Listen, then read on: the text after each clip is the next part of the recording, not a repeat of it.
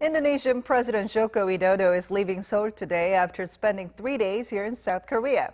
He sat down for talks with President Moon Jae-in on Monday, touching on topics mainly linked to economic cooperation. Our Hwang Ho-jun has more. A visit in return, 10 months after President Moon Jae-in made Jakarta the destination for his first state visit as president. Indonesian President Joko Widodo sat down with his South Korean counterpart at the Blue House on Monday, and the two agreed to boost their special strategic partnership to a new level. 우리는 수교 45주년을 축하하며 깊어진 우정과 신뢰를 확인했습니다. 작년 11월 정상회담의 공동 비전 성명에 담긴 합의사항에 많은 진전이 있었음을 높이 평가하고 특별전략적 동반자 관계로서 협력의 폭과 깊이를 더욱 확대하기로 했습니다. The name of the game was economic cooperation. During their joint press conference, the two leaders decided to further facilitate high-level exchanges and policy consultations while also boosting trade between their countries. According to President Moon, the trade volume between South Korea and Indonesia reached $9.8 billion in the first half of this year. And he confirmed that he and President Widodo agreed to try and increase that number to $30 billion by the year 2022.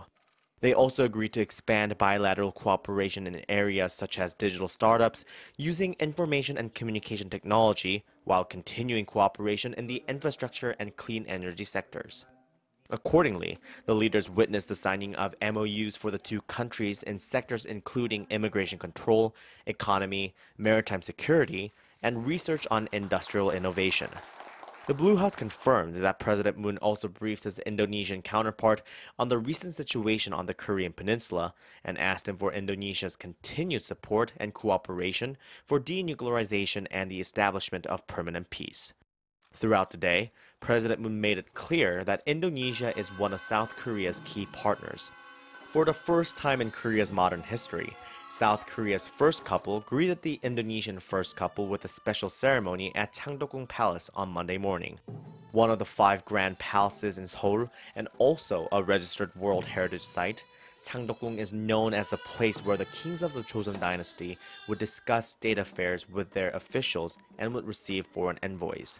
President Moon also hosted a state dinner at the Blue House in the Indonesian leader's honor. After dinner, as part of an event designed to promote friendship between the two leaders, Presidents Moon and Widodo made a short visit to the Dongdaemun Design Plaza, which is where the main press center for next week's Inter-Korean Summit in Pyongyang will be set. With President Widodo's visit, Indonesia has become the first of the ASEAN nations to have exchanged state visits with South Korea since President Moon took office. Hwang Ho-jun, Arirang News.